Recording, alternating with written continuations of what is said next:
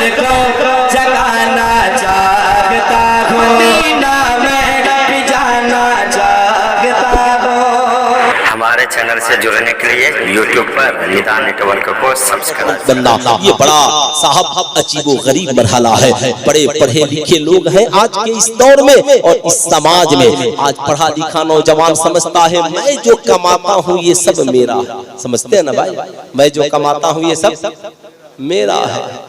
हमारी VIP बीवियां ये भी बेचारी समझती हैं कि मेरा शौहर जो कमाता है वो सब मेरा है, इसमें किसी के का दाल नहीं गलेगा। अब शौहर जितना कमा करके लाया बेगम ने सब में ताला लगा दिया। अब साहब जिसे 5 रुपया मांगना हो बेगम से मांगे। मैं कहूँगा ना, ये आपकी भूल है, ये आपकी नादानी है। आपने नबी के इखलाक का मुताला नहीं किया, आपने नबी के किरदार को नहीं पढ़ा।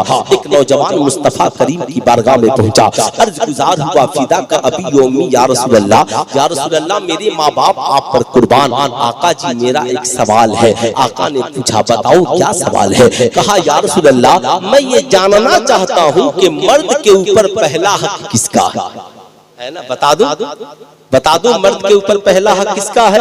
जितने लोग सुनना चाहते हैं जरा एक बार हाथों को उठाकर बोल दीजिए या रसूल अल्लाह। जरा जोर से बोलिए ताकि बगल वालों की आंख खुल जाए। जरा प्यार से बोले या रसूल अल्लाह, और जरा मोहब्बत से बोले या हबीब अल्लाह।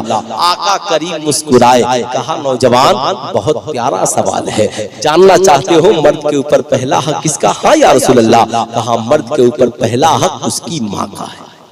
किसका है? हमारी। पूरा मजमा हाथ उठाकर बोले मर्द के ऊपर पहला हक किसका है? माँ का। माशा अल्लाह माशा अल्लाह। आका करीम से नौजवान ने दूसरी बार पूछा आका फिर किसका? कहा माँ का। फिर ठहर गया, तीसरी बार पूछा आका जी अब किसका? कहा माँ का। फिर ठहर गया, चौथी बार पूछा या रसूल अल्लाह अब किसका? आका फरमाते हैं तुम्हारे बाप का। ठीक यही सवाल आला हजरत से पूछा गया, हुजूर बताया जाए मर्द कमाए तो क्या करे? आला हजरत ने जवाब दिया मर्द 100 रुपए कमाए तो 75 माँ को दे दे और 25 बाप को दे दे। इसलिए कि हुजूर ने 3 बार माँ का जिक्र किया है और 1 बार बाप का जिक्र किया, एक बार बाप का जिक्र किया है। कहा गया हुजूर माँ और बाप जाहिर सी बात है। कहा या रसूल अल्लाह ये बताया जाए माँ का रुतबा बड़ा है या बाप का रुतबा बड़ा है? आला हजरत ने जवाब लिखा मोहब्बत माँ से ज्यादा करो और अदब बाप का ज्यादा करो। इसलिए कि तुम्हारा बाप तुम्हारी माँ का भी हाकिम है, तुम्हारा बाप तुम्हारी माँ का भी हाकिम है। ऐ मेरी कौम के नौजवानों, लेकिन आज बड़ा अफसोस होता है जब हमारी बूढ़ी माँ हमारे सामने पैसे के लिए हाथ फैलाती है, जब हमारा बूढ़ा बाप चाय की होटल में 2 रुपए का मोहताज हो जाता है। सुल्तान रजा आज अपनी कौम के नौजवानों से कहना चाहेगा आप हिंदू हो, मुसलमान हो, क्रिश्चियन हो, ईसाई हो, इस मुल्क में जीने वाले हो, मेरे नबी की एक सीरत लेकर के जाओ। याद रखना नबी ने फरमाया, याद रखना आज हम नौजवानों के पास डिग्रियां हैं, आज हमारे पास कारोबार है, सारी चीजें हम डॉक्टर, इंजीनियर, प्रोफेसर, आली, मौलाना सब हैं, मगर हमारी जिंदगी में कामयाबी नहीं है। जानते हैं उसकी वजह क्या है? उसकी सबसे बड़ी वजह है हमारी जिंदगी में हमारे माँ बाप की अहमियत और कदर नहीं, हमारी जिंदगी में उनकी दुआएं शामिल हाल नहीं है।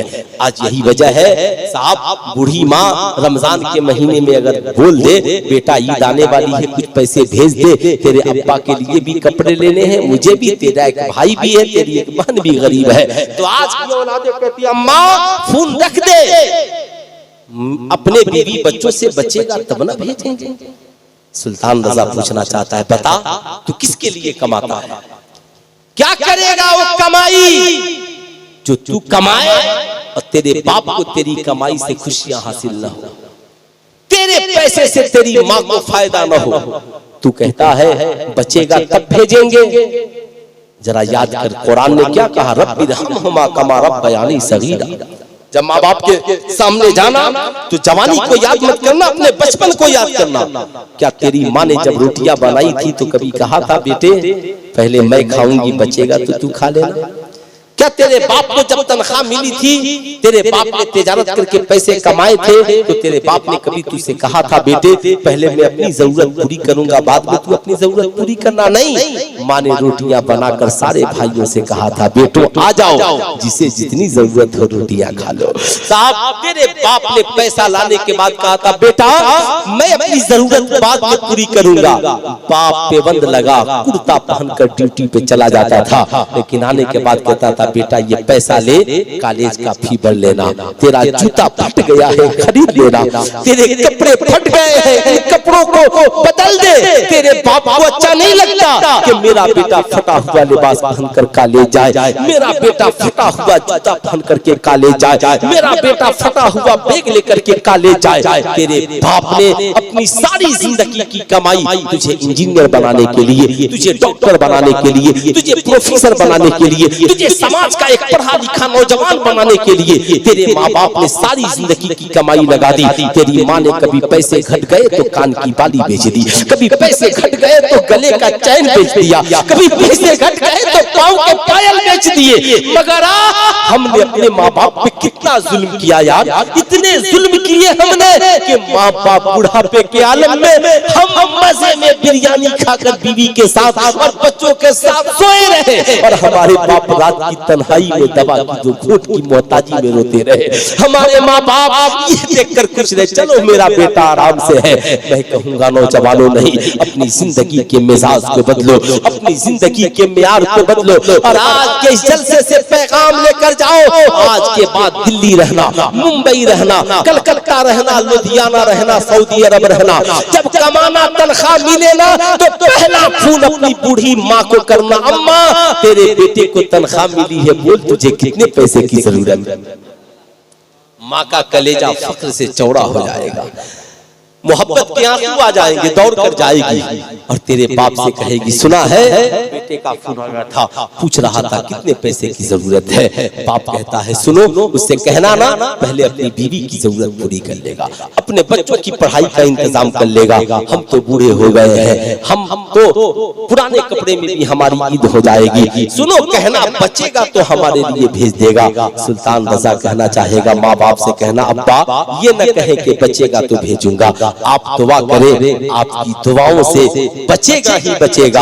अब्बा आपकी दुआएं मिल गई, आप खुश हो जाएंगे, मेरी कारोबार में बरकतें हो जाएंगी, माँ तू खुश हो जाएगी, मेरी नौकरी में प्रमोशन हो जाएगा। मैं अपनी कौम के नौजवानों से कहूंगा, याद रखना, जब माँ जाती है ना, सारी दुनिया तेरी कमाई खाकर सो जाती है, तेरे दोस्त तेरे पैसों से अय्याशियां करते हैं, तेरे साथी तेरे पैसे को खाकर सो जाते हैं, मगर रात की तन्हाई में तेरे लिए कोई आंचल फैलाता है तो तुम्हारी माँ फैलाती है, तेरी कामयाबी के लिए कोई हाथ उठाता है तो तुम्हारा बाप उठाता है।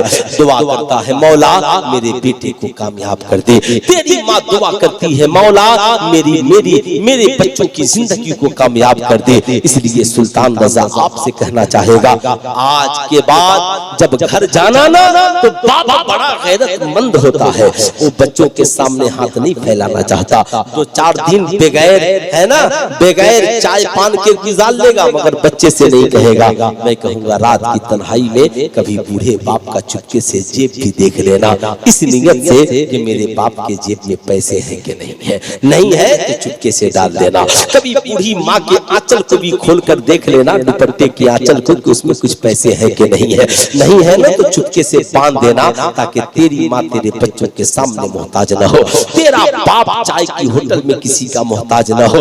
याद रखना, जिस दिन हमने ऐसा कर लिया ना, इंसान लाखपति हो, माँ बाप की दुआओं से अगले साल करोड़पति बन जाओगे। हम जश्न ईद मिलादुन नबी में है, सरकारे दो आलम कॉन्फ्रेंस में है, नबी को राजी करने के लिए है, मगर नबी फरमाते हैं जिस शख्स से उसके माँ और बाप राजी नहीं होते, उससे अल्लाह और उसके रसूल भी राजी नहीं होते।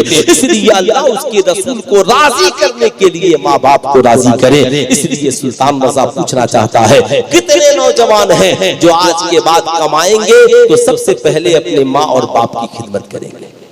कितने नौजवान करेंगे, जरा हाथ उठाकर बताएं तो। सारे नौजवान करेंगे?